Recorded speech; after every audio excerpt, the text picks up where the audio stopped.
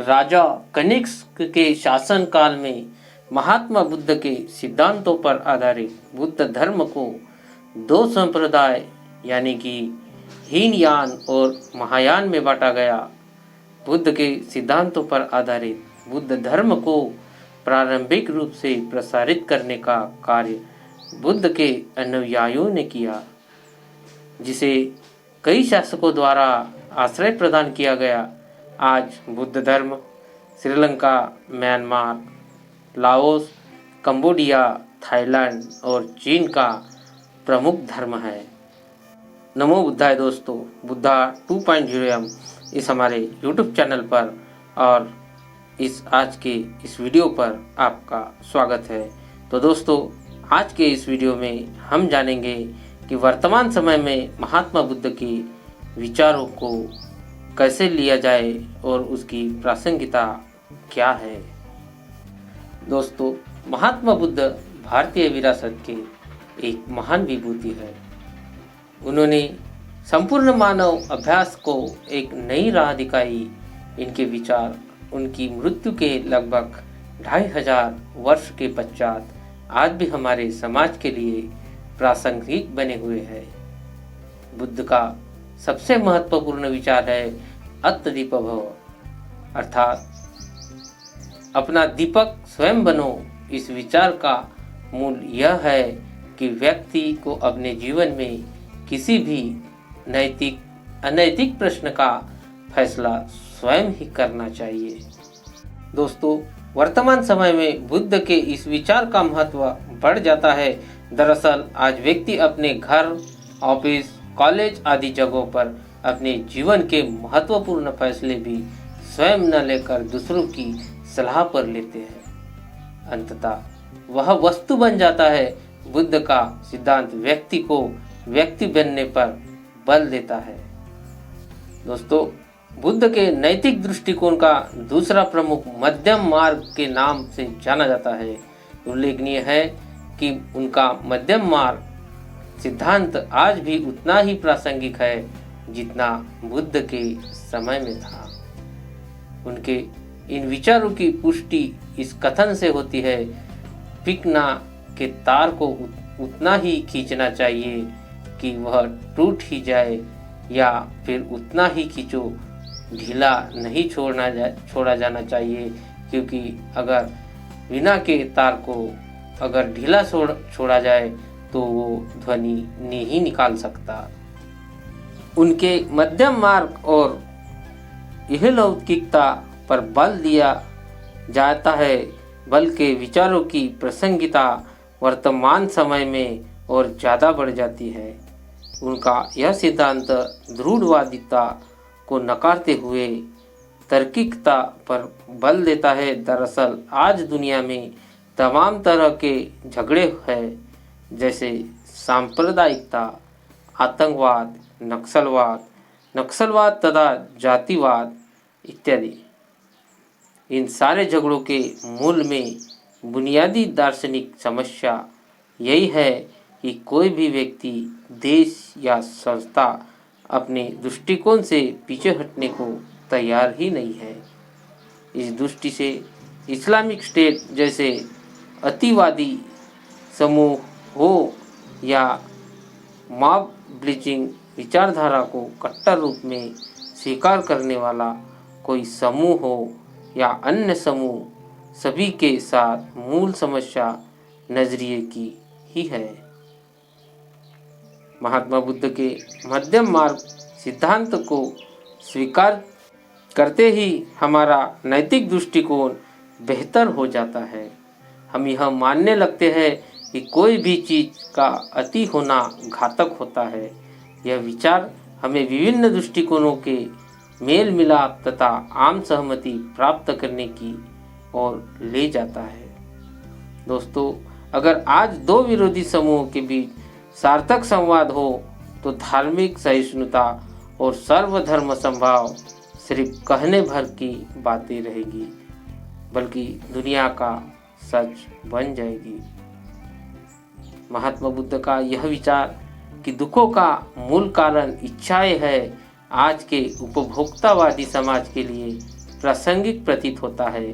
दरअसल प्रत्येक इच्छाओं की संतुष्टि के लिए प्राकृतिक या सामाजिक संसाधनों की आवश्यकता पड़ती है।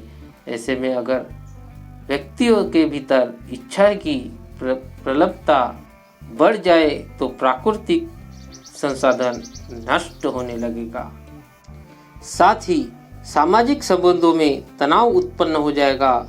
ऐसे में अपनी इच्छाओं को नियंत्रित करना समाज और नैतिकता के लिए अनिवार्य हो जाता है। इस बात की पुष्टि हाल ही में अर्थ आवर शूट डे के रिपोर्ट से होती है, जिससे यह पता चलता है कि जो संसाधन साल भर चलाना चाहिए था वह 8 महीने में खत्म हो गया।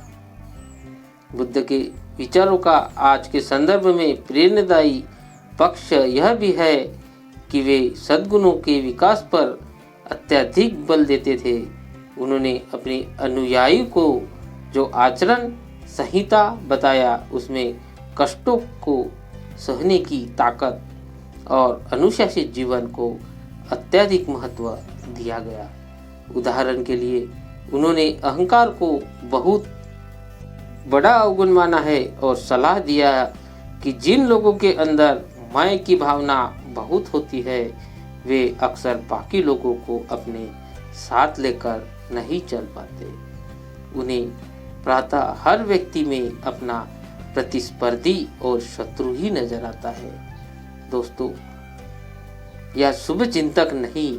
उदाहरण के लिए आज अहम की भावना के चलते व्यक्तिगत संबंध खराब हो जाते हैं, परिवार में बिखराव आ रहा है, वापसी संघर्ष बढ़ रहे हैं।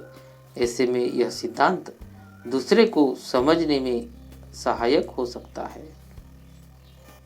महात्मा बुद्ध ईश्वर यानी जो धर्म का केंद्र बिंदु है उसको नकारते हुए बौद्ध धर्म को अपने व्यापक स्तर पर स्थापित करने में सफल रहे हैं, जो उनकी प्रासंगिकता को बताता है। बुद्ध का कर्मवादी सिद्धांत भी वर्तमान विश्व में काफी महत्व रखता है। दरअसल आज जिस तरह व्यक्ति भाग्यवाद तथा तरह तरह के आडंबरों एवं कर्मकांडों में जकड़ता जा रहा है, ऐसे में कर्मवादी सिद्धांत उन्हें मानव कल्याण से जोड़कर समाज को तार्किक बनाने में कारगर साबित हो सकता है। महात्मा बुद्ध की शिक्षा की उपयोगिता आज के परिप्रेक्ष्य में बढ़ जाती है। उनकी शिक्षा नैतिकता, करुणा और संवेदनशीलता को बढ़ाने में सहायक हो सकती है, जिसके माध्यम से शांति और सतत विकास पर आधारित एक संघर्ष मुक्त व्यवस्था की सुनिश्चित किया जा सकता है। दरअसल आज स्कूल कॉलेज में शिक्षा का उद्देश्य अच्छी व्यवस्था की और भौतिकवादी समाज में अधिक से अधिक संसाधनों पर कब्जा प्राप्त करना रहा गया है। ऐसे में व्यक्ति मानवतावादी सिद्धांतों से दूर हो गया है। जहां संवेदना का स्तर शून्य हो गया है, बच्चों पर उच्च अंक लाने का दबाव डाला जा रहा है, न कि इस बात का कि वे शिक्षा प्राप्त कर नैतिक व्यक्ति बने। आज घृणा के विचारधाराओं के समर्थकों को विचारहीन मृत्यु और विनाश से बचने के लिए एक रचनात्मक रूप से संलग्न होना होगा। ऐसे में बुद्ध का सिद्धांत शांति से बढ़कर कोई आनंद नहीं है, ज्यादा प्रासंगिक हो जाता है। जिस सिद्धांत के लिए महात्मा बुद्ध के विचारों की प्रासंगिकता विश्व में बढ़ जाती है वह है अहिंसा। अहिंसा के विचारों की बात महात्मा बुद्ध के समकालीन महावीर द्वारा भी की गई थी। उल्लेखनीय है कि महात्मा बुद्ध का अहिंसा का विचार सभी प्राणी मात्र के लिए था।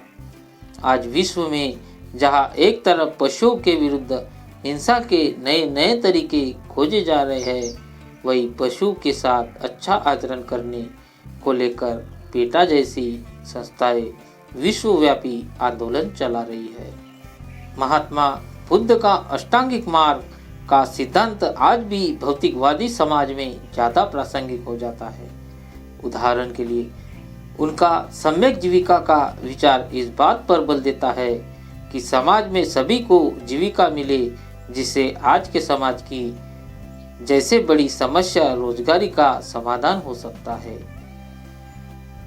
बुद्ध का मानव के कल्याण के लिए अंत शुद्धि का सिद्धांत भी काफी महत्वपूर्ण हो जाता है।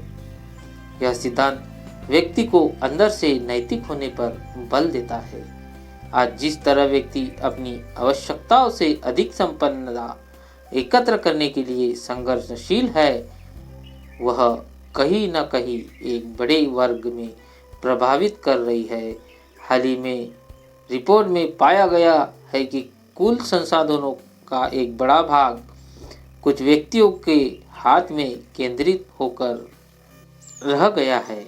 ऐसे में अगर उनका यह विचार सही तरीके से स्थापित हो जाए तो कोई भी उद्यमी अपने कर्मचारियों का हक नहीं मारेगा, कोई अमीर किसी गरीब को नुकसान नहीं पहुंचाएगा और अर्थव्यवस्था में तनाव की जगह सद्भाव को प्राथमिक स्थान मिलेगा।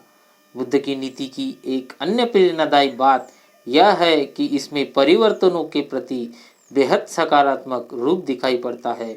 बुद्ध का प्रसिद्ध कथन है कि हम एक नदी में 2 बार नहीं नहा सकते, क्योंकि दूसरी बार नहाने के समय ना तो वह जल रहेगा और ना ही वह नहाने वाला व्यक्ति, क्योंकि तब तक जल की धारा काफ़ी आगे बढ़ चुकी होगी और नहाने वाले के शरीर में सूक्ष्म स्तर पर असंख्य परिवर्तन आ चुके होंगे। बुद्ध का यह विचार हमें रूढ़िवादी होने से बचाती है। आज समय के अधिकांश संकटों का जड़ इसी बात में छिपा है कि लोग समय के अनुसार खुद को बदल नहीं पाते। अगर हम बुद्ध की इस बात को समझ ले कि परिवर्तन की सत्य है, तो शायद यह तथास्थितिवादी होने से बच सके। इस विचार से जातिवाद, संप्रदाय, नस्लवाद आदि की समाप्ति हो जाएगी। तो दोस्तों, आज का ये वीडियो आपको कैसा लगा ये हमें नीचे कमेंट बॉक्स में ज़रूर बता दीजिए। और अभी तक आपने वीडियो को लाइक और चैनल को सब्सक्राइब नहीं किया हो तो कर दीजिए, ताकि हमारे आने वाले वीडियो आप तक सबसे पहले पहुंच सके। तो दोस्तों, आप जहाँ भी रहे खुश रहे, खुशियाँ बांटते रहे और बुद्ध ज्ञान प्राप्त करते रहे। तब तक के लिए नमो बुद्धाय।